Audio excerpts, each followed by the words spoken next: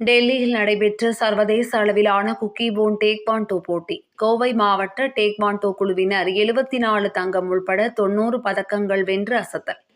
கோவை விமான நிலையம் திரும்பிய குழுவினருக்கு உற்சாக வரவேற்பு.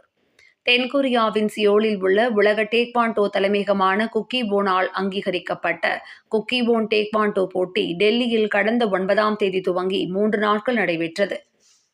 ஒலிம்பிக் போட்டிகள் உள்பட சர்வதேச டேக்வாண்டோ போட்டிகளை ஒருங்கிணைக்கும் வகையில் நடைபெற்ற இதில் இந்தியா, ஈரான், தாய்லாந்து, கொரியா உள்பட பல்வேறு நாடுகளில் இருந்து 3000த்திற்கும் மேற்பட்ட வீரர் வீராங்கனைகள் கலந்து கொண்டனர்.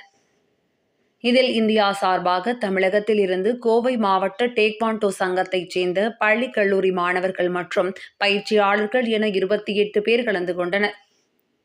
சிறு குழந்தைகள் துவங்கி sub junior, cadet, junior, senior என பல்வேறு பிரிவுகளில் நடைபெற்ற இதில் பூம் சே தனி மற்றும் இரட்டையர், கிரோக்கி, ஸ்பீடு கிக் மற்றும் பிரேக்கிங் ஆகிய பிரிவுகளில் போட்டிகள் நடைபெற்றன. சர்வதேச அளவில் நடைபெற்ற இதில் ஆக்ரோஷமாக திறமைகளை வெளிப்படுத்திய கோவை மாவட்ட டேக்வாண்டோ குழுவினர் 64 தங்கம், 18 வெள்ளி மற்றும் 8 வெண்கலம் என 90 பதக்கங்கள் குவித்து அசத்தியுள்ளனர். இந்நிலையில் டெல்லியில் இருந்து விமானம் மூலமாக கோவை வந்த குழுவினருக்கு விமான நிலையத்தில் உற்சாக வரவேற்பு வழங்கப்பட்டது.